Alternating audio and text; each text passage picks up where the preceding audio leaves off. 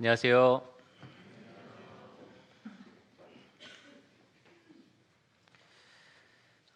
찬양 감사합니다. 항상 찬양을 부르고 나면 되게 더 하나님 나라에 대해서 기대하게 되고 또 하나님을 만나 뵙고 싶다라는 생각이 가득 차게 됩니다. 말씀이 또 우리들을 그렇게 감화시키기를 또 간절히 바라는 마음입니다.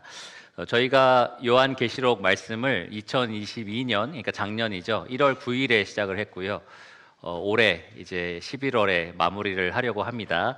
오늘 그리고 다음 시간에 이어서 이제 계시록 22장 6절에서 12절까지 오늘 하고요. 또 13절에서 21절까지 다음 주 하는 것으로 이제 계시록 말씀을 마치려고 합니다.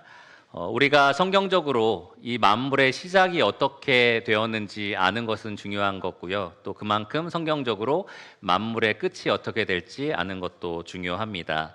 우리가 하나님께서 이 세상을 여러 가지 진화론적인 사상으로 만드셨다라고 믿지 않는 것처럼 또 하나님께서 이 세상을 성경대로 끝내실 거다, 성경대로 회복시키실 거다라는 것을 믿어야 합니다. 이 종말론에 대해서 이야기할 때 이 교회들이 잘 다루지도 않을 뿐만 아니라 또 잘못 다루는 경우가 있습니다. 두 가지 큰 이단적인 사상이 있어요. 먼저 시한부 종말론이라는 게 있습니다. 1992년 10월 28일 날짜만 얘기해도 아마 기억나시는 분들이 있을 거고 아닌 분도 있을 거예요. 제가 13살 때 정도인 것 같습니다. TV로 봤던 기억이 있어요.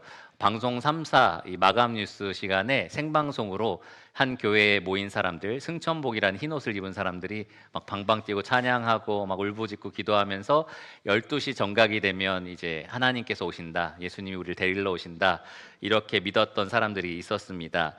12시까지 카운트다운을 했는데 왔을까요? 안 왔을까요? 안 왔죠? 여러분 다 기억나실 겁니다. 안 오니까 내부에서 사람들이 너무 화가 나서 막 기물을 파손하기도 하고 자기들을 가르쳤던 목사들을 데려다가 막 때리기도 하고 좀 위협이 됐어요. 저도 때릴까 봐 약간 걱정이 되는데 그런 거 안 가르칩니다. 그러기도 하고 여러 가지로 울분에 찬 사람들이 그렇게 흥분하다가 결국 한 사람 두 사람씩 밖에 기자들과 구경꾼들이 가득한 그 자리에 죄인처럼 얼굴을 감싸고 한 명씩 이렇게 집으로 돌아가는 장면을 우리가 본 적이 있습니다. 이렇게 주님이 오심이 정확하게 이 날짜다, 이 시간이다라고 말하는 것을 우리가 시한부 종말론이라고 부르는데 이것은 언제나 이단적입니다. 왜냐하면 주님께서 이렇게 분명히 말씀하셨기 때문입니다. 마태복음 24장 36절인데요. 주님께서 직접 그날과 그때는 아무도 모르나니 하늘의 천사들도 아들도 모르고, 아들은 예수님을 가르치는 겁니다. 예수님을 가르치는 건데 나도 모른다라고 말씀하신 거예요. 그리고 오직 아버지만 아시느니라.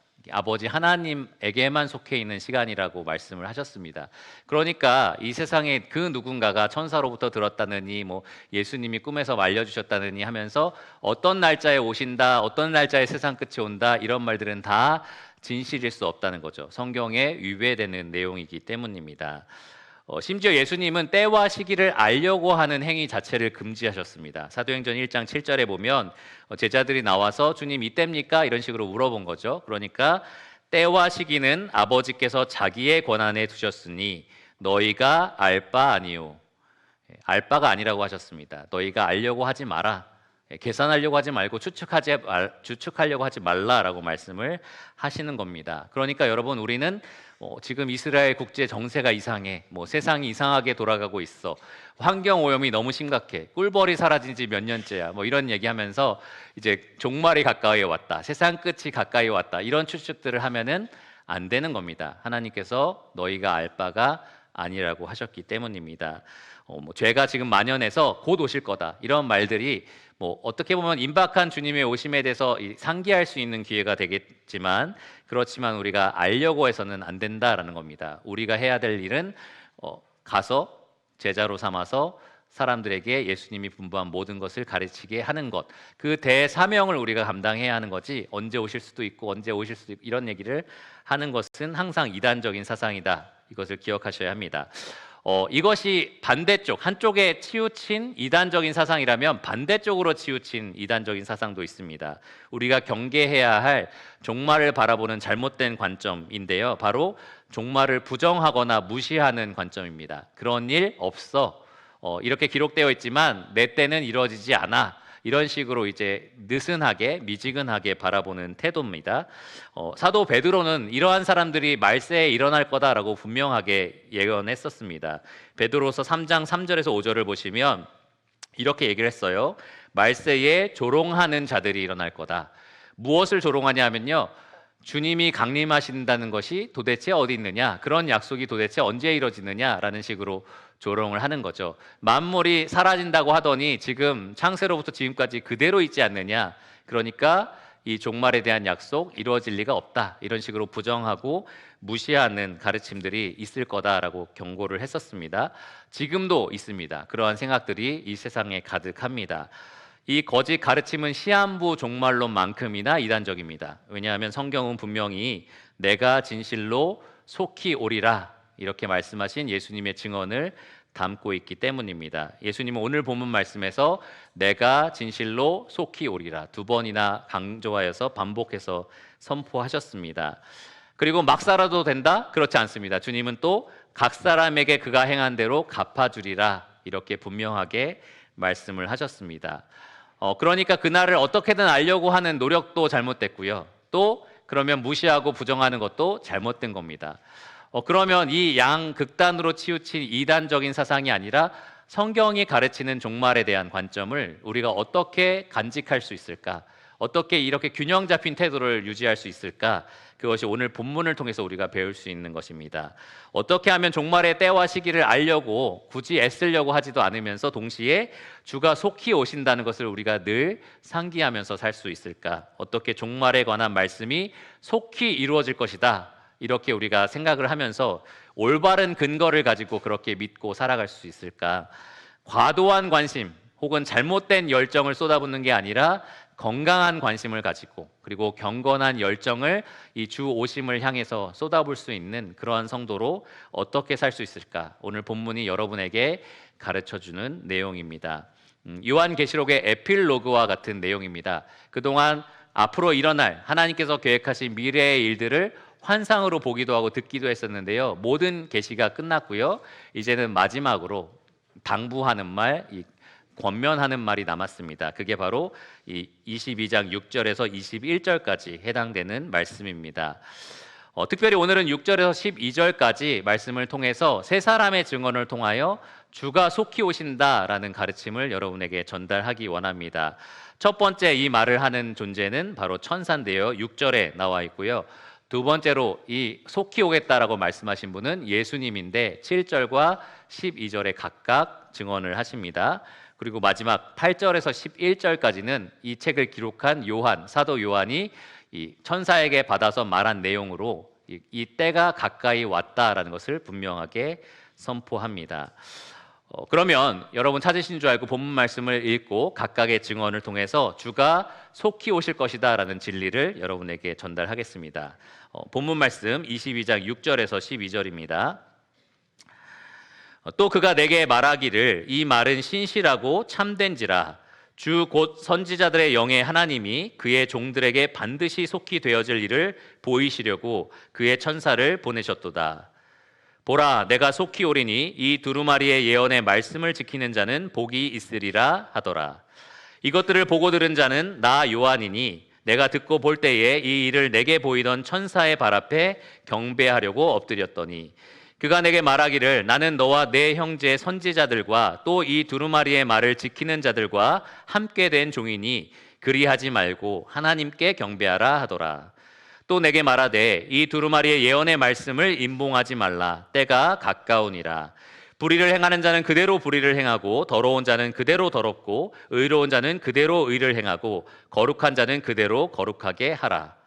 보라, 내가 속히 오리니 내가 줄 상이 내게 있어 각 사람에게 그가 행한 대로 갚아주리라. 자, 첫 번째로 그러면 천사의 증언을 통해서 우리가 하나님께서 말씀하신 그대로 속히 오실 것이다 라는 것을 살펴보겠습니다. 6절을 말하고 있는 대상은 바로 천사인데요. 여기 보시면 또 그가 내게 말하기를, 여기서 그가 바로 말하는 대상입니다. 이 그가 누군지를 우리가 살펴보면 이 거꾸로 쭉 거슬러 올라가야 되는데요. 21장 9절에 가면 그 대상, 주인공이 등장합니다. 7 대접을 가지고 마지막 7 재앙을 담은 7 천사 중 하나. 그러니까 천사인 거죠. 이 천사가 요한에게, 우리 지난주에 배웠죠, 무엇을 보여줬습니까? 어린 양의 신부, 새 예루살렘, 천국의 아름다운 환상을 보여주고 또 들려주었었습니다. 그 천사가 이렇게 6절에 말을 하는 거예요. 내게 말하기를 이 말은 신실하고 참된지라. 앞에서 내가 쭉 말했던, 너에게 전달했던 환상들, 그런 계시들이 참되고 신실하다라고 선포를 하는 겁니다. 신실하다라는 말은 하나도 빠짐없이 이루어질 것이다, 반드시 계획한 대로 이루어질 거다라는 것을 말하고요. 참되다라는 것은 하나도 거짓된 거 없이, 불발되는 것 없이 모두 꼼꼼히 다 성취될 거다라는 것을 의미합니다. 천사가 지금까지 보여줬던 예루살렘 성, 이 천국에 대한 환상이 모두 다 하나님께서 계획하신 대로 이루어질 거다라고 말을 하는 거죠.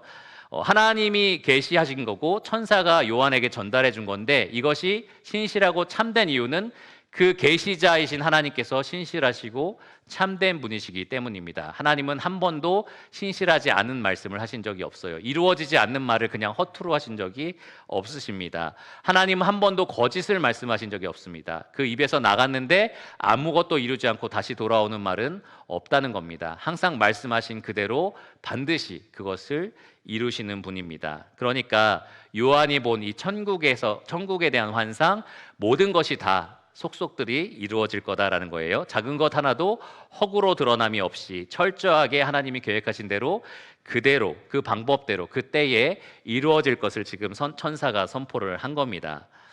그런데 단지 이 천국에 대한 계시만 그런 것이 아니고요. 요한계시록 모든 계시가 다 그렇습니다. 지금 이 천사가 이어서 하는 말을 보면 우리가 알 수 있어요. 천사는 이렇게 말했습니다.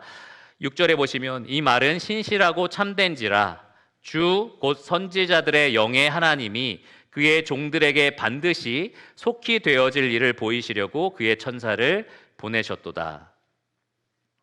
여기서 이 말이라고 얘기하면서 앞에 자기가 보여줬던 환상에 대해서 이야기하는 건데요. 사실 지금 이 표현이 계시록의 가장 첫 번째 구절, 계시록 1장 1절을 상기시킵니다. 1장 1절은 이렇게 시작이 되는데요.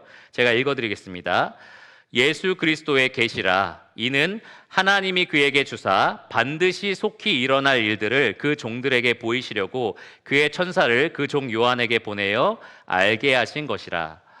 그러니까 계시록의 가장 첫 번째에 하나님께서 예수님께 보여주신 계시, 그것을 천사에게 주셔서 요한에게 받아 적게 하신 계시다라고 시작을 했잖아요. 그리고 모든 계시가 마무리될 이 시점에 천사가 다시 한번 똑같은 말로 선포를 하는 겁니다. 여기에 기록된 모든 말이 하나님의 계시다라는 거죠. 하나님의 말씀이다라는 겁니다. 하나님이 예수님께 주신 것, 예수님이 천사를 통해서 요한에게 주신 것, 요한이 받아서 기록한 내용이 이 계시록의 말씀이니까, 여러분 이 계시록 말씀은 누구의 말씀인 거죠? 그럼 누구로부터 온 거죠? 하나님의 말씀입니다. 오류가 없고 권위가 담겨 있는 하나님의 말씀을 여러분 보고 계신 겁니다. 특별히 미래에 하나님께서 계획하고 계신 모든 일들이 여기에 세세하게 기록이 되어 있고요. 어떤 여러 가지 예언들, 노스트라다무스의 예언이라든지 마야 문명의 예언, 이런 것들은 다 허구로 드러나지만 그중에 가끔 어떤 것들이 이거 맞은 거 아니야? 우리가 이렇게 생각을 하지만 여기 있는 예언들은 사실 하나도 빠짐없이 모두 다 성취가 될 겁니다. 하나님의 말씀이기 때문입니다. 계시록에 기록된 모든 말씀이 A부터 Z까지, 처음부터 끝까지 다 하나님의 감동을 받은 하나님의 말씀입니다. 이 기록된 계시의 특징에 대해서 1장 1절도 그렇고 방금 읽은 22장 6절에도 이렇게 얘기를 했어요. 반드시 속히 일어날 일들이다. 반드시 속히 되어질 일들이다. 그러니까 계시록에 기록된 하나님의 말씀, 변하지 않고 항상 성취되는 이 말씀의 특징이 반드시 그리고 속히 이루어질 일이라는 겁니다. 하나님은 약속하신 그대로 반드시 여기 기록된 말씀을 속히 이루실 겁니다. 그래서 우리가 이 말씀이 속히 이루어질 거라는 걸 믿는 거예요. 세상 어떤 돌아가는 상황을 보고 말하는 게 아니고 또 내 마음의 주관적인 느낌이 그런 게 아니고 하나님이 그렇다라고 분명하게 말씀하셨기 때문입니다. 계시록만 그런 게 아니죠. 성경은 모두가 다 하나님의 감동으로 된 것입니다. 디모데후서 3장 16절에 모든 성경은 하나님의 감동으로 된 것이라고 분명히 말합니다. 구약의 선지자, 신약의 선지자 모두 선지자들의 영의 하나님을 통해서 성령의 감동을 받아서 하나의 오류도 없이 권위 있는 하나님의 말씀을 우리에게 전달해 주었습니다. 베드로서 3장 21절에도 보면 모든 예언은 이 성령의 감동을 받은 사람들이 그 영을 받아서 기록한 거다라고 분명하게 기록을 합니다. 하나님은 이사야 선지자를 통해서 이사야 46장 11절에 내가 말하였은즉 반드시 이룰 것이요 계획하였은즉 반드시 시행하리라 라고 말씀을 하셨고요. 예수님도 마태복음 5장 18절에 보면 율법의 1.1획도 결코 없어지지 아니하고 다 이루리라 이렇게 분명히 말씀을 하셨습니다. 그러니까 기록된 말씀은 우리가 의심하지 않고 믿을 수 있는 변하지 않는 하나님의 계획이다라는 거죠. 지난번에 한번 말씀드렸지만 인간이 세운 계획은 아무리 많은 사람들이 계획하고 또 거기에 자원을 투자하고 노력하고 회의를 하고 그래서 나온 결정이라도 금방 바뀝니다. 금방 뒤집어지고 또 무너지기도 합니다. 근데 하나님이 계획하신 것은 절대로 돌아가지가 않습니다. 무너지지 않고요. 반드시 이루어집니다. 여러분, 종말에 관해서 잘못된 확신을 왜 갖냐? 잘못된 근거에서 확신을 갖기 때문입니다. 이 세상 돌아가는 거 보니까 러시아와 우크라이나가 전쟁 중이야. 이스라엘이 지금 막 공격받고 있어. 막 이런 얘기하면서 그러니까 주님 오실 거야라는 확신을 가지니까 잘못된 방향으로 흘러가는 겁니다. 사람들이 막 집을 팔기도 하고 뭔가 이렇게 노력해야 되는 부분들을 어차피 주님 오시는데 뭐 하면서 내려놓기도 하고 그렇게 잘못된 반응을 가져옵니다. 자연재해라든지 범죄의 만행이라든지 이런 걸 보면서 거기에서 주님 오신다는 확신을 가지면 이 잘못된 열매를 반드시 맺게 되어 있습니다. 반대로 주님이 오신다라는 분명한 말씀의 기록이 있는데도 확신을 안 갖는 사람이 있어요. 에이 설마 오시겠어? 적어도 내 때는 안 오실 거야. 이렇게 생각하는 사람들이 있습니다. 그러한 잘못된 확신, 그러니까 안 오신다는 확신이죠. 그런 안 오신다는 확신도 사실 잘못된 삶을 맺게 합니다. 막 살게 되는 거죠. 어차피 내 때는 안 오셔. 그러니까 이 땅에 투자하면서 살아가게 됩니다. 그러니까 항상 잘못된 확신 그리고 잘못된 삶은 잘못된 근거에서 온다라는 것을 여러분 기억하십시오. 우리가 확신을 가져야 하는 유일한 근거는 바로 하나님의 말씀입니다. 하나님이 속히 반드시 이 일을 이루시겠다 하셨다면 반드시 속히 그렇게 되어질 겁니다. 그러니까 여러분 말씀하신 그것을 그대로 신뢰하고 믿으시기를 바랍니다. 한 번은 사도 바울이 이제 풍랑이 치는 바다에서 죄수로 묶여서 로마로 이송되던 때가 있었습니다. 배가 막 뒤집히려고 하고 사람들도 다 거기서 죽는다고 생각을 했었어요. 아주 배에서 경험이 많았던 베테랑 선원들도 우리는 어차피 다 죽게 돼 있어 이렇게 생각을 했던 때입니다. 근데 바울은 밤중에 하나님께서 오셔서 걱정하지 말라 아무도 죽지 않는다라고 말씀을 하신 거죠. 그러니까 사람들은 다 죽겠다고 하는데도 바울은 뭐라고 했냐면 나는 말씀하신 그대로 되리라고 하나님을 믿노라 라고 얘기를 합니다. 말씀하신 그대로 되리라고 하신 그 하나님을 나는 믿겠다. 지금 내가 보이는 이 광풍, 어떤 파도, 그리고 배에 있는 여러 가지 상황들이 죽을 수밖에 없는 상황인 건 맞지만 나는 말씀하신 하나님의 그 말씀, 그것을 믿겠다라고 얘기를 합니다. 우리가 그래야 되는 거예요. 세상이 어떻게 변하든지 세상이 아무리 평안하게 보이든지 상관없습니다. 하나님이 반드시 속히 하시겠다라고 했으면 우리는 그 말씀을 신뢰하고 믿어야 합니다. 가끔 이렇게 세상이 어떻게 되는 걸 보면서 주 오심이 가까웠다 하는 사람들이 있는데 역사적으로 보시면 제2차 세계대전, 1차 세계대전, 우리나라로 치면 6.25 이럴 때 한번 생각해 보세요. 지금 오신다고 다 생각하지 않았겠어요? 그러니까 훨씬 더 심각한 상황들이 있었다는 거죠. 지진이 많이 난다. 옛날에는 집계가 안 됐을 뿐이지 옛날에도 지진이 많았습니다. 그러니까 생각해 보면 여러 가지 어려움들은 항상 있어 왔기 때문에 그런 잘못된 근거로 주 오심을 확신하지 마시고요. 말씀하셨으니까 그 말씀대로 주 오심을 확신하셔야 합니다. 자, 두 번째로 그러면 예수님의 증언을 듣도록 하겠습니다. 7절과 12절입니다. 예수님께서 하신 말씀인 것을 분명히 알 수 있는 것은 내가 라고 말씀하시기 때문입니다. 내가 속히 오리라. 계시록 전체가 예수님의 계시인 것은 맞는데요. 특별히 이 두 구절, 7절과 12절, 뭐 다른 구절들도 그렇지만 7절과 12절은 예수님께서 직접 하신 말씀이기 때문에 큰 따옴표로 우리가 인용하잖아요. 소설 같은 거 보면 누가 한 말을 직접 한 말은 이 큰 따옴표로 인용을 합니다. 여기도 마찬가지로 예수님이 직접 하신 말씀이기 때문에 인용할 수 있는 내용입니다. 보라, 내가 속히 오리라. 두 번 강조하여서 반복해서 이렇게 각각 말씀하셨습니다. 그런데 여러분, 이 말씀이 위치하고 있는 순서가 굉장히 특별합니다. 보시면은 7절과 8절로 이어지는 것이 아니라 7절 다음에 12절에 가서 한 번 더 말씀하시죠. 그러니까 6절에 천사가 주님께서 말씀하신 이 계시하신 그대로 반드시 속히 일을 이루실 거다라고 선언을 했죠. 그리고 나서 예수님이 말씀하신 거고요. 그 다음에 요한이 8절에서 11절까지 자기의 증언을 합니다. 때가 가까이 왔다라는 증언을 하죠. 그리고 나서 다시 한번 12절에 예수님이 확증을 하시는 겁니다. 마치 각각의 증인들이 앞서서 이 주님이 속히 오신다라는 것을 증언한 후에 예수님이 직접 나셔서 가지고 그래, 내가 속히 올 거다라고 이렇게 사람들에게 선포하시는 그러한 모습과 같습니다. 첫 번째 시작하는 말이 또 보라예요. 보라, 주목하라라는 거죠. 방금 전에 증인으로 나와서 이제 속히 이루어질 거다라고 말했던 사람들이 있었는데 주님께서 다시 자기에게 주목을 하게 하시고 그리고 이렇게 직접 선포를 하시는 겁니다. 내가 속히 올 거다. 내가 속히 오리라. 모든 사람이 주목할 수 있도록, 모든 사람이 듣고 잊어버리지 않을 수 있도록 단순 명료하게 두 번 반복하여서 강조하여서 말씀을 하십니다. 내가 속히 오리라. 이 말씀은 이 세상에서 가장 진실한 입술에서 나온 말씀입니다. 베드로전서 2장 22절에 보면 예수님의 입술에 대해서 그 입에 거짓도 없으시며 라고 말을 해요. 여러분 입술에서는 한 번도 거짓이 나온 적 없다. 계십니까? 만약에 손을 든다면 여러분 손이 거짓말을 하는 거겠죠.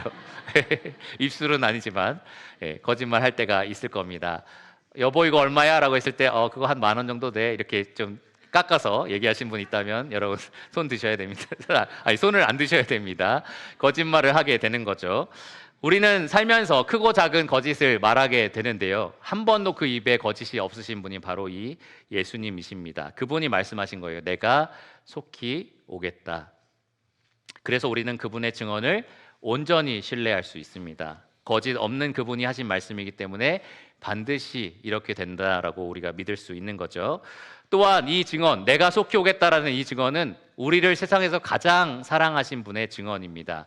이분은 자기 사람들을 사랑하시되 끝까지 사랑하신 분이고요. 자기 목숨까지 내어주기까지 사랑하신 분입니다. 그분이 내가 속히 오겠다라고 말씀하셨으니까 우리는 그분을 사랑하는 마음으로 기다릴 수 있는 겁니다. 나를 그렇게 사랑하신 분이 속히 오겠다, 나를 만나러 오시겠다 하셨으니까 우리가 그냥 두렵고 떨림으로 기다리는 것이 아니라 기대하는 마음으로, 설레임으로 그분을 기다릴 수 있는 겁니다. 그러면 여러분, 주님께서 이 말씀을 하실 때에 이 말씀을 정말 붙들고 있는 사람, 주님 정말 속히 오실 거야, 곧 오실 거야 라고 믿는 사람이 어떻게 살기를 기대하셨을까요? 그러니까 주님의 오심을 사모하는 사람들은 이렇게 살았으면 좋겠다라고 주님께서 바라는 모습이 분명히 있을 겁니다. 지금 7절과 12절에 우리가 발견할 수 있는 내용입니다. 7절을 보시면 보라 내가 속히 오리니 이후에 이렇게 말씀하셨습니다. 이 두루마리의 예언의 말씀을 지키는 자는 복이 있으리라. 그러니까 주님께서 속히 오실 거니까 이 두루마리에 있는 예언의 말씀을 지키라는 겁니다. 그런 자에게 복이 있을 것이기 때문입니다. 그런데 여러분 이 두루마리에 기록되어 있는 예언들 엄청나게 많았잖아요. 뭐 대접이 떨어지고 뭐 이인에 대한 뭐 재앙이 있었고 뭐 나팔 심판도 있었고 뭐 이런 여러 가지 예언들이 있었는데 그 예언의 말씀에 순종한다, 이것을 지킨다라는 것은 도대체 무슨 의미일까요? 7 나팔이 떨어지면 우린 뭐 해야 될까요? 갑자기 생각이 잘 안 나시죠? 이렇게 좀 표현을 하겠습니다. 주님께서 말씀으로 한 30분 후에 유평교회 건물이 무너진다라고 기록을 하신 거예요. 이것을 정말로 믿는 사람은 어떻게 하겠습니까? 이 건물을 뛰쳐나가겠죠. 30분 안에 뛰쳐나갈 겁니다. 모르겠다, 이따 애찬이나 먹고 가야지, 이런 생각 아무도 안 하실 거예요. 그렇죠? 30분이다 하면 지금 당장 아마 바로 엉덩이를 띄고 바깥으로 뛰쳐나가실 겁니다. 여기에 있는 사람들에게 얘기할까요? 하지 않을까요? 하겠죠. 내가 미워하는 사람한테는 얘기 안 하고 너 저기 방에 들어가 있어 이렇게 하면서 그렇게 하지 않겠죠? 모든 사람에게 말할 겁니다. 일단은 모든 사람에게 당장 뛰쳐나가야 된다라고 붙잡고 이야기를 할 겁니다. 주께서 속히 오실 거고 오셔서 이 계시록에 기록되어 있는 말씀을 하나씩 하나씩 이루신다라고 여러분 진정으로 믿으신다면 여러분도 그렇게 행동을 하실 겁니다. 이 땅이 전부가 아니다라고 믿으실 거예요. 그리고 이 땅에 투자하면서 살아가지 않을 겁니다. 주저앉아서 살지 않을 겁니다. 이 땅을 뛰쳐나가서 저 본향을 향해서 뛰어가는 삶을 사실 겁니다. 이 땅과 함께 멸망할 사람들에 대해서 크게 소리치면서 여기에서 벗어나야 한다라고 외치게 되실 겁니다. 사실 이 계시록의 말씀이 아시아 7교회에게 처음으로 선포되었다는 것을 여러분 잊지 말으셔야 되는데요. 이 7교회에게 성령께서 각각 칭찬과 또 책망과 약속을 주셨습니다. 어떻게 말씀하셨냐면 이것이 우리가 실천해야 될 내용인데요. 뭐냐면 처음 사랑을 회복하라. 처음 사랑을 회복하라라고 하셨고요. 또 고난을 두려워하지 말라. 고난과 핍박이 있다고 해서 믿음을 저버리지 말고 고난을 맞서 대항하라라고 말씀을 하셨습니다. 세속적인 삶을 청산하라. 교회 안에 깊숙이 들어와 있는 여러 가지 세속적인 생각들을 다 제거하라라고 말씀을 하셨습니다. 거짓 교훈과 싸워라. 거짓 교훈이 들어올 때 그것을 물리쳐라 라고 말씀을 하셨습니다. 말과 삶이 다른 신앙, 너희가 살았다고 하나 죽었다라고 하는 평가를 받지 말라는 거예요. 그러니까 말과 삶이 동일한 신앙을 가져라 라고 말씀하셨고요. 라오디게아, 여러분 잘 아시는 그 교회에게는 차든지 덮든지 해라, 미지근한 신앙을 탈피하라 라고 분명히 말씀을 하셨습니다. 그러니까 여러분이 이것이 여러분에게 주어진 명령이다라고 생각하시고 순종하셔야 되는 거예요. 여러분의 사랑이 지금 떠나버렸다라고 한다면 그 처음 행위를 찾기 위해서 노력을 하셔야 되는 거고요. 내가 좀 세상에 많이 섞여서 살고 있어라고 한다면 그 세상에서 빠져나오기 위해서 노력을 하셔야 되는 겁니다. 내 신앙이 아무리 생각해봐도 나는 뜨겁지가 않다. 미지근하게 그냥 주일에 왔다 갔다 하는 삶을 살고 있어. 그러면 이것을 유지하는 게 아니라 거기에서 벗어나셔야 하는 겁니다. 왜냐하면 주께서 곧 오실 거기 때문입니다. 주님이 속히 오실 것이기 때문입니다. 주님이 지금 오신다면 여러분이 발견돼도 좋은 모습으로 항상 여러분들을 준비하셔야 되는 겁니다. 주님께서는 그들을 권면하시기를 전심으로 주님을 따르라고 하셨어요. 마음, 이 나눠진 두 마음으로 따르지 말고 하나는 세상, 하나는 주님, 이렇게 두 발 걸치고 있지 말고 전심으로 주님만 사랑하라 라고 말씀을 하셨습니다. 그리고 내가 너희에게 준 이 믿음을 굳게 간직하라, 지켜라 라고 하셨고요. 이 죽도록 충성하라 라는 말씀도 하셨습니다. 그러니까 이것이 여러분이 주님이 곧 오신다라는 것을 믿는다면 매일매일 실천해야 될 사항이다라는 겁니다. 이것을 한마디로 요약하면 이 계시록 7교회에게 반복적으로 하시는 말씀인데 이기는 자가 되라입니다. 이기는 자가 되라. 계속해서 이기는 싸움을 하라는 거예요. 여러분, 내가 좀 시들어버린 것 같은데, 처음 사랑을 잃어버린 것 같은데 이런 느낌 가진 적은 있을 겁니다. 근데 모르겠어, 그냥 이렇게 살지 뭐, 이렇게 유지되는 그러한 미지근한 신앙을 갖고 사는 분들이 계실 수도 있어요. 그러지 말라는 겁니다. 매일매일 치열하게 싸우라는 겁니다.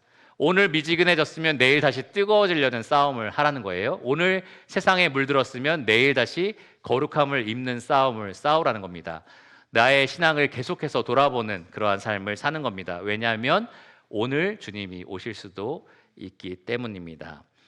항상 주님께서 오늘 오실 수도 있다는 생각으로 준비하면서 사시기를 바랍니다.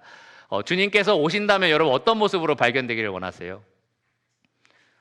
남편이나 자녀에게 크게 소리 지르고 있는데 딱 오신다. 지금은 아닌데, 주님 지금은 아닙니다. 5분만 있다 오세요. 약간 이런 것 같지 않으세요? 예, 그럴 겁니다. 그러니까 언제든 주님이 오셔도 나는 주님 맞을 준비가 돼 있다라는 마음으로 그렇게 항상 준비하는 삶을 사셔야 된다라는 겁니다. 그런 자에게 주님은 오늘 여기 기록된 것처럼 계시록에 기록된 복을 주시겠다라고 약속을 하셨습니다. 반대로 그러면 그렇지 않은 자에게는 계시록에 기록되어 있는 여러 가지 형벌, 심판을 내리신다는 말입니다.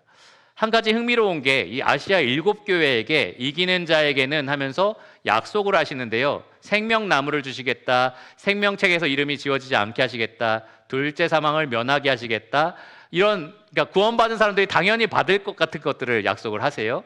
그러니까 이기는 자에게만 그것이 약속돼 있다라는 사실입니다.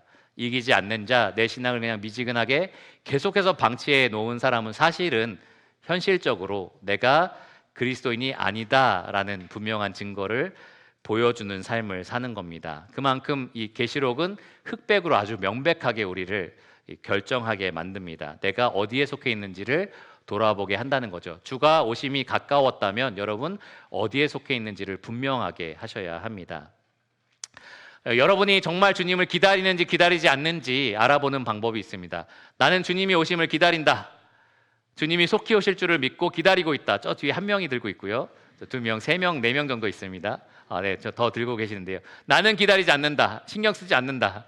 아무도 없죠. 중간은 약간 나는 그렇게까지 자신 있게 말 못하겠어. 막 이런 분들일 거라고 생각이 들어요. 어제 제가 청년들과 함께 그 어떤 식사 초대를 받았는데 거기에 나누는 질문 중에 하나가 내 신앙 점수를 10점 만점에 몇 점으로 할 수 있느냐라는 걸 이제 청년들하고 나누게 됐는데요. 어떤 청년들은 마이너스라고 하더라고요. 그래서 제가 마이너스 얘기가 들리길래 제가 마이너스는 불신자 이렇게 얘기했더니 갑자기 점수를 올려요. 그래가지고 7점, 8점 나오길래 제가 10점은 예수님 그랬더니 다시 또 점수가 2점, 3점으로 막 떨어지더라고요. 그래서 이게 참 점수가 왔다 갔다 한다라는 생각이 들었는데요. 어쨌든 우리가 늘 정말 주님을 내가 기다리고 있는지, 내가 정말 주 오심을 믿고 있는지 알 수 있는 방법은 여러분의 삶을 보면 됩니다. 내가 어디에 시간을 투자하고 있는지, 내가 무엇을 위해서 물질을 사용하고 있는지, 내 삶의 목적과 방향이 지금 어디로 가고 있는지를 보시면 아무리 여러분이 말로 뭘 해든지 상관없어요. 이 앞에 나와서 무슨 고백을 하든지 상관없습니다.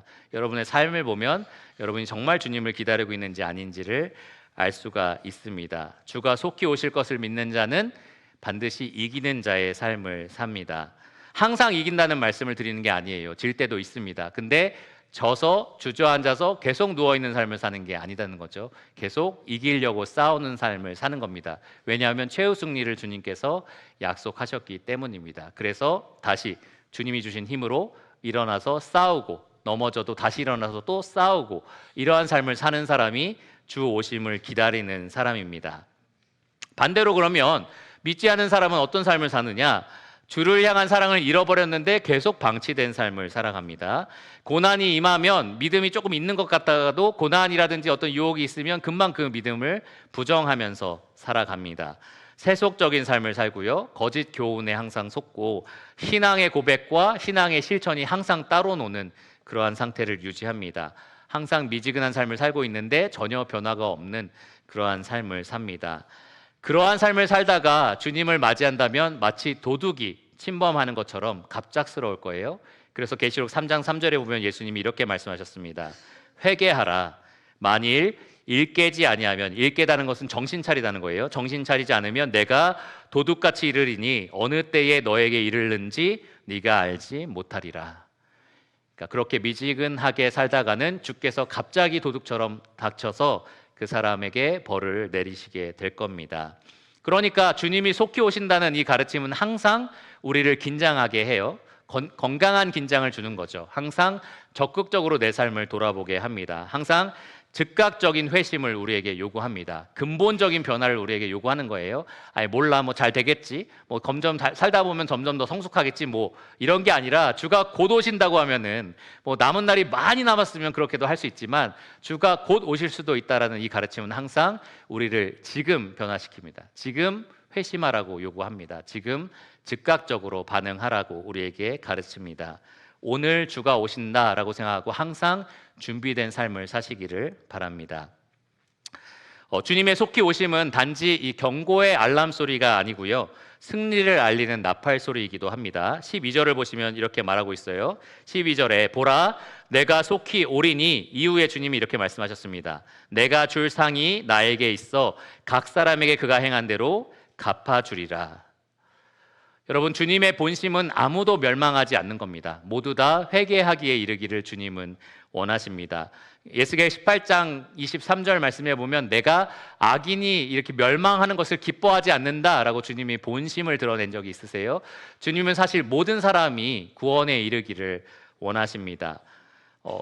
그리고 주님은 우리에게 상 주기를 기뻐하세요. 구원받을 뿐만 아니라 주님을 위한 일에 대해서 상을 주기를 기뻐하십니다. 주님, 여러분 이 표현 참 흥미롭지 않아요? 내가 줄 상이 나에게 있다.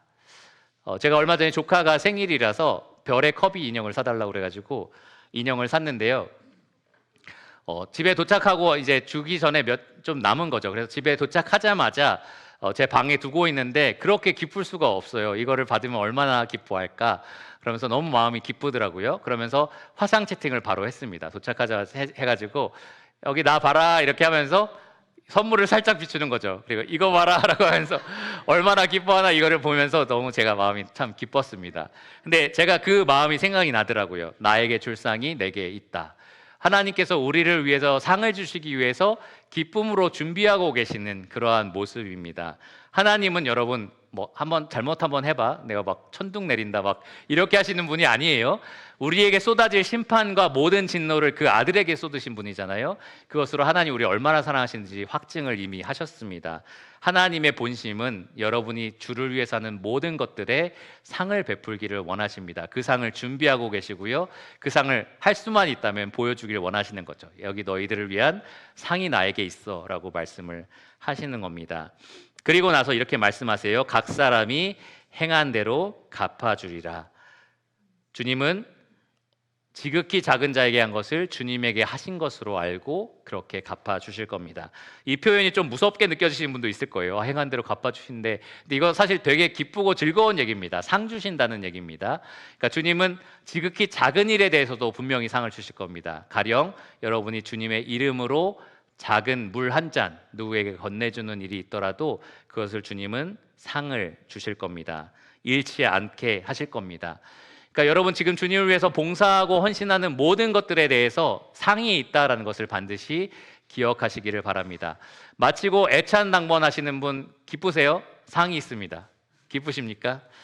마치고 오늘 설거지 당번이다. 기쁘십니까? 별로 목소리가 힘든 거 알아요. 여러분 힘드신 거 압니다.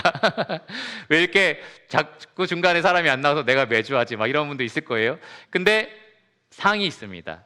그러니까 우리가 주를 위해서 하는 모든 봉사, 교회에서 하는 모든 봉사, 또 일상의 삶에서 우리가 주님을 위해서 하는 모든 수고들에 우리가 시선을 가질 때에 사람에게 둔다면 점점 힘이 빠지거든요. 왜 나만 이거 해야 돼? 왜 나만 남들보다 더 많이 해야 돼? 저 사람은 잘 나오지도 않구만. 막 이런 식으로 생각을 하는 거죠.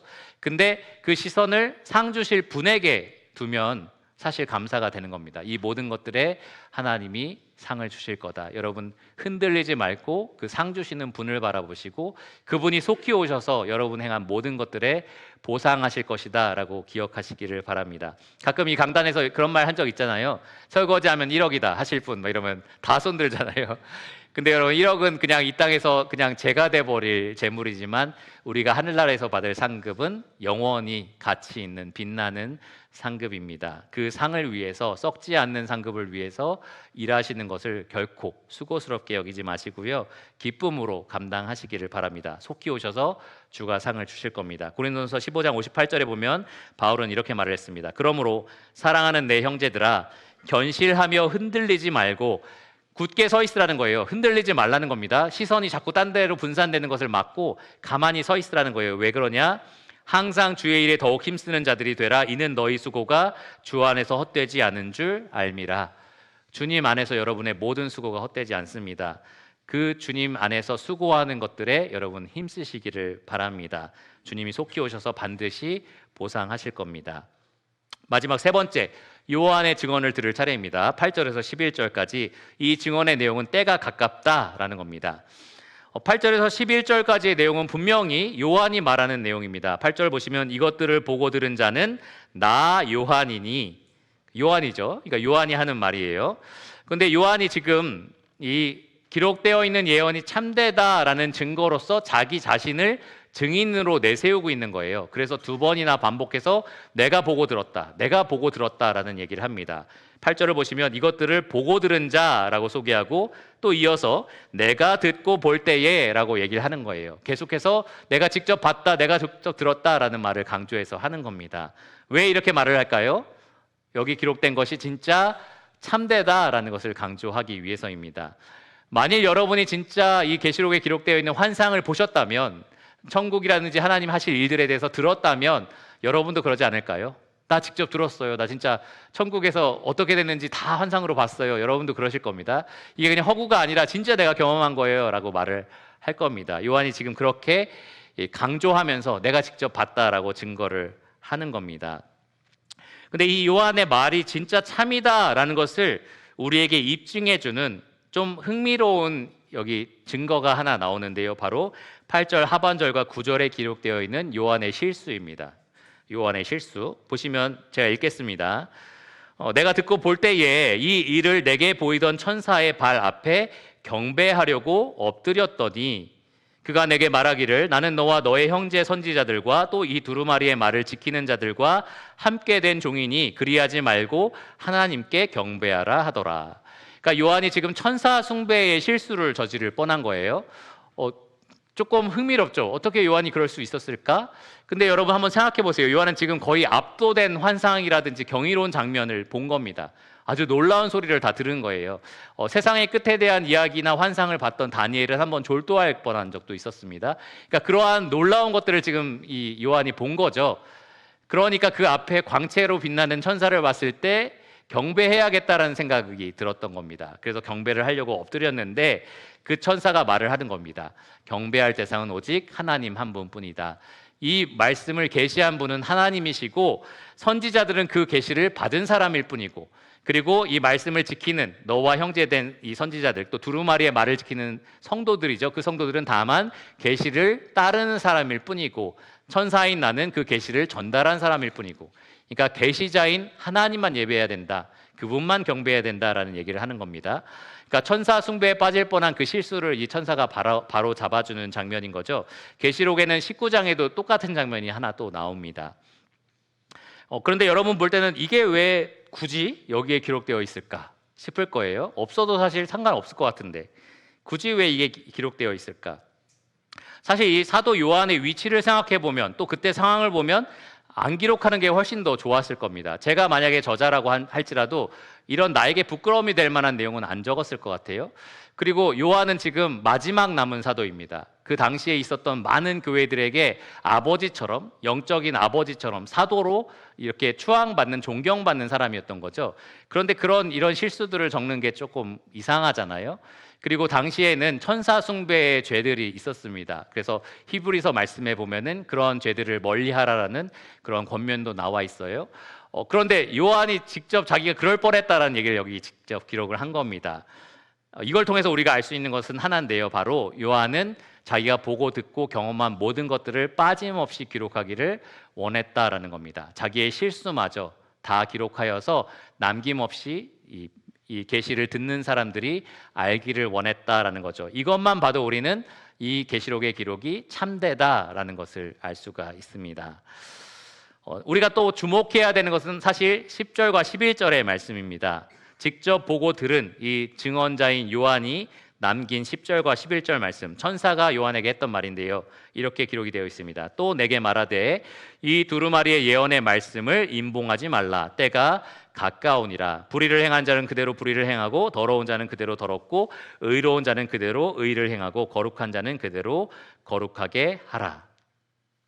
자, 여기 보시면 두루마리의 예언의 말씀을 임봉하지 말라, 묶어두지 말라는 거죠. 감춰두지 말라는 겁니다. 그 이유가 뭐라고요? 때가 가까우니라. 흥미롭게도 하나님께서 다니엘 선지자에게 세상의 끝에 대한 환상을 보여주셨을 때 그것을 두루마리에 기록하라라고 하셨을 때는 이렇게 말씀하셨습니다. 다니엘서 12장 9절인데요. 이 말은 마지막 때까지 간수하고 봉함할 것임이니라.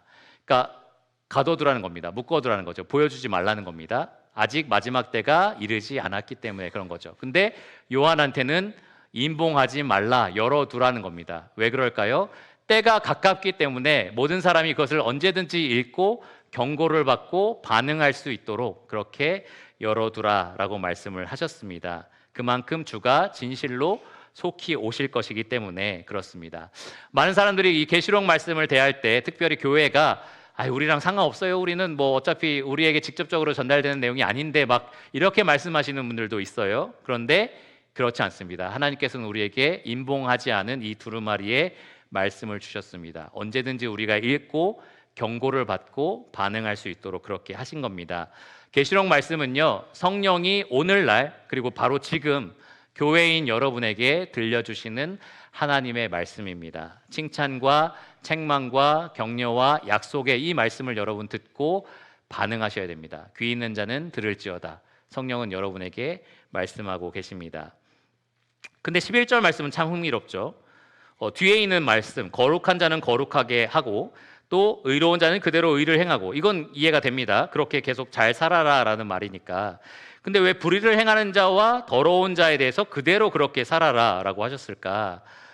첫 번째 1차적인 의미는 때가 가깝기 때문에 그렇습니다. 그들이 지금 삶의 철로 위에 있는 거죠. 그리고 그 길로 쭉 가고 있는 겁니다. 그 길을 바꾸기도 전에 주님께서 오실 거기 때문에 지금 있는 그 모습 그대로 살아라 라고 지금 말씀을 하시는 거예요.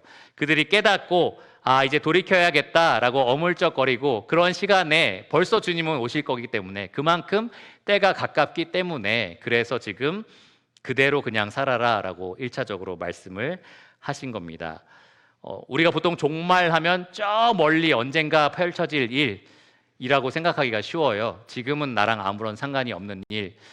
그래서 때가 가깝다, 속히 오리라 이런 말이 별로 피부에 와닿지가 않습니다. 근데 우리도 그렇게 시간을 상대적으로 갖고 있는 개념들이 좀 있습니다. 예를 들어서 여기 앞에 민규 형제가 있는데 제대가 며칠 안 남았어요. 그렇죠? 민규 형제에게 있어서는 아직도 뭐 몇십일 남았어지만 우리는 별로 안 남았네. 너 어제 들어간 것 같은데 벌써 제대야? 막 이래요. 그렇죠?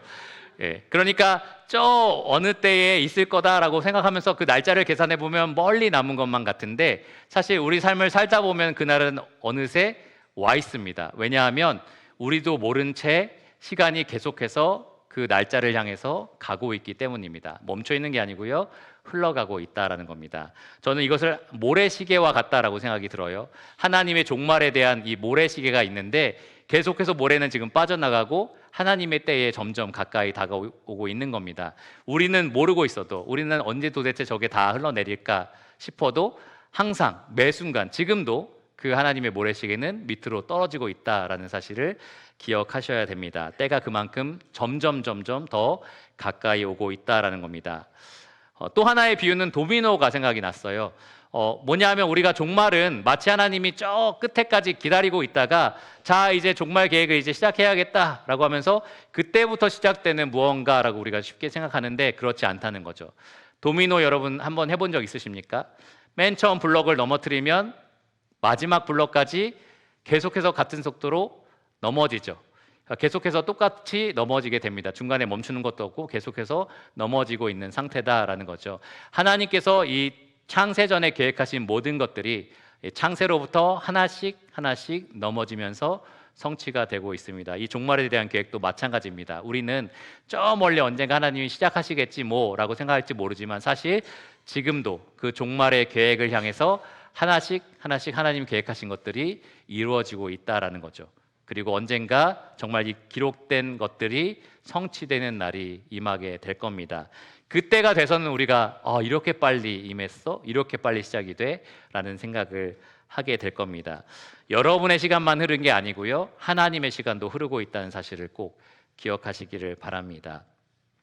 자, 여기 11절에 불의를 행하는 자는 그대로 불의를 행하고 더러운 자는 그대로 더럽고 의로운 자는 그대로 의를 행하고 거룩한 자는 그대로 거룩하게 하라. 그러니까 우리의 행위를 바꿀 수 없을 만큼 시간이 촉박하다라는 말씀인데, 그렇다고 해서 우리의 행위를 바꾸지 말라든지 아니면 바꿀 수 없다라는 말씀은 아닙니다. 이만큼 촉박하면 결국 우리가 더 촉박하게 반응을 해야 된다라는 말씀입니다. 그래서 2차적으로는 우리의 잘못된 행위를 돌이킬 기회가 있다는 거고요, 올바른 행위를 지금 갖춰야 한다라는 겁니다. 주님께서는 우리가 반응하기를 원하십니다. 정말 이대로 살다가 죽을 사람 죽고 천국 갈 사람 천국 가라는 의지를 표명한 게 아니에요. 주님께서는 이 두루마리의 예언의 말씀을 따르는 자, 지키는 자에게 복이 있다라고 말씀을 하셨죠. 그러니까 그렇게 반응하기를 원하시는 겁니다.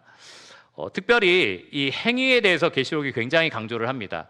여러분, 믿음을 좋아하시는 분들은 믿음, 주님을 더 믿으십시오, 신뢰하십시오 이런 말을 많이 해야 되는데 왜 자꾸 행해라, 지켜라, 죽도록 충성하라 이런 말들을 많이 할까? 계시록은 실제로 7 교회에게 하나님께서 처음 사랑을 회복해라 라고 하지 않으셨고 처음 행위를 가지라라고 말씀을 하셨어요. 그리고 죽도록 충성하라라고 하셨고 끝까지 내 일을 지키라라고 하셨어요. 회개하여 온전한 행위를 가지라라고 하셨고 가진 것을 굳게 잡고 열심을 내라라고 하셨습니다. 계속 행위를 강조한다는 거죠. 왜 그럴까요? 믿음이라는 것은 행위를 동반하기 때문에 그렇습니다. 참된 믿음은 내 마음을 변화시킬 뿐만 아니라 변화된 마음으로 변화된 삶을 낳는, 변화된 행위를 낳는 열매로서 거두는 그러한 것이 참된 믿음입니다. 행함이 없는 믿음은 뭐죠? 죽은 것입니다. 잘못된 믿음인 거죠. 믿음은 우리 마음을 변화시키고 그리고 이어서 우리의 행동을 변화시킵니다. 그러니까 여러분 정말 주께서 속히 오신다, 때가 가깝다라는 것을 믿으신다면 그 믿음에 합당한 마음의 변화와 삶의 변화를 일으키셔야 합니다. 하나님께서 여러분 안에서 일으키실 건데요. 나도 그 역사하시는 성령님의 손길에 따라서 순종하는 삶을 살아야 한다라는 겁니다. 우리는 그리스도의 이 계시를 믿을 뿐만 아니라 그 믿음의 열매인 행위를 부지런히 가져야 합니다. 죄를 버려야 되고요. 의를 행해야 됩니다. 삶의 더러움을 제거해야 되고 거룩함을 입어야 합니다. 예수님은 그런 자들을 가리켜서 이 계시록에 이기는 자라고 하셨을 뿐만 아니라 다음 주에 살펴보겠지만 14절에 보시면 자기 두루마기를 빠는 자들이라고 얘기를 했습니다. 우리 눈엔 보이지 않지만 우리는 지금 어린 양의 보혈로 깨끗하게 빨아진 흰 옷을 입고 있는 성도들이에요. 그래서 거룩한 성도, 거룩한 백성, 그래서 성도라고 부르는 건데 이 계시록 중반에 보면 우리의 이 옷을 이 어린 양의 보혈로 깨끗하게 씻었다라는 표현이 나오거든요. 똑같이 여기 빨았다라는 똑같은 단어가 나옵니다. 근데 거기에는 과거형이 쓰였어요. 예전에 그렇게 됐다라는 거죠. 근데 지금 이 14절에 나와 있는 빠는 자에서 빨다라는 이 단어는 현재형입니다. 그러니까 한번 그렇게 빨아서 깨끗함을 입은 사람은 깨끗함을 계속해서 유지하기 위해서 계속해서 빨아가는 삶을 산다라는 겁니다. 계속해서 내 삶을 빨아야 된다는 거죠. 여러분 그러니까 빨래하실 때 매일 빨래하시는 분도 있고 뭐 일주일에 한 번 하시는 분도 있고 한 달에 한 번 하시는 분은 혹시 있을지 모르겠어요. 근데 빨래하실 때마다라도 생각을 해보세요. 나도 내 삶을 매일 깨끗하게 해야 된다라는 생각을 하셔야 됩니다. 시한부 종말론은 이렇게 신도들에게 잘못된 것들을 요구합니다. 모든 시간, 모든 재물, 모든 삶을 다 바쳐라 이렇게 강요를 하는 거죠. 반대로 이 종말의 계시를 부정하거나 무시하는 그러한 잘못된 이단에서는 모든 시간, 모든 재물, 모든 삶이 다 네 거다라고 얘기를 해요. 그러니까 네가 원하는 대로 해라라고 얘기를 하는 거죠.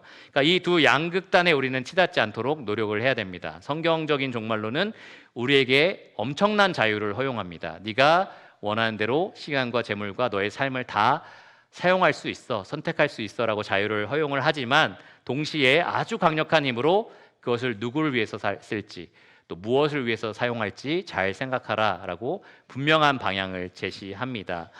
그러니까 여러분 이런 말씀을 들을 때도 주님이 진짜 오늘 오실 수도 있다라고 생각하신다면 여러분 삶을 빨아야 돼요.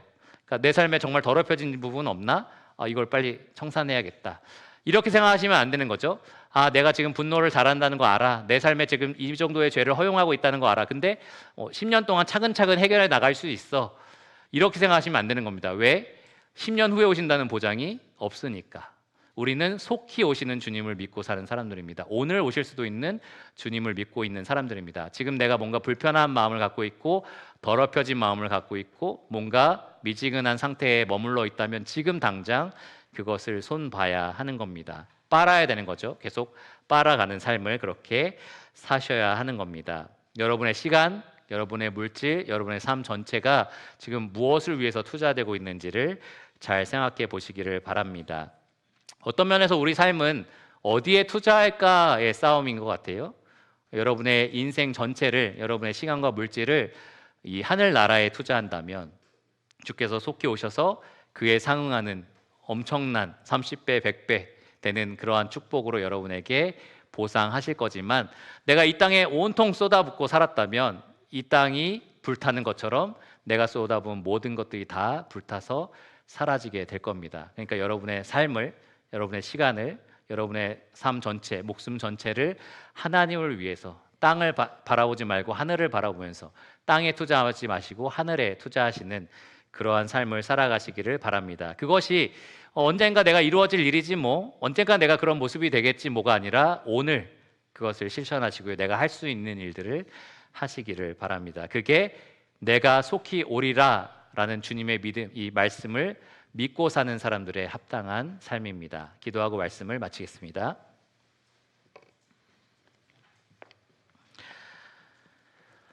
주님 감사합니다. 오늘 또 이 말씀을 통해서 우리가 항상 깨어 있어야 한다는 사실을 일깨워 주심에 감사를 드립니다. 우리는 지금이라도 당장 주님이 오실 수 있다는 사실을 주님 말씀하신 그대로 믿고 사는 사람들입니다. 우리의 삶을 헛된 것에 허비하지 않을 수 있도록 도와주시기를 원합니다. 우리가 가진 모든 것들을 주님께서 주셨사오니 우리가 주인이 오셔서 그 모든 것들을 결산할 때에 착하고 충성된 종으로서 청지기직을 잘 수행한 종으로서 주님을 기쁨으로 만날 수 있도록 주가 우리를 위해서 예비하신 그 상들을 우리가 기쁨으로 받을 수 있도록 도와주시기를 원합니다. 이곳에 있는 모든 거듭난 성도들 주님의 보혈로 하얗게 씻어진 거룩한 옷을 입고 있는 성도들이 날마다 그 옷을 거룩하게 간직하는 주님 앞에서 경건한 삶을 살아가는 그렇게 주 오심을 사모하며 기다리는 성도들이 되게 하여 주시기를 간절히 구합니다. 모든 것을 예수 그리스도 이름으로 감사하며 기도드렸습니다. 아멘.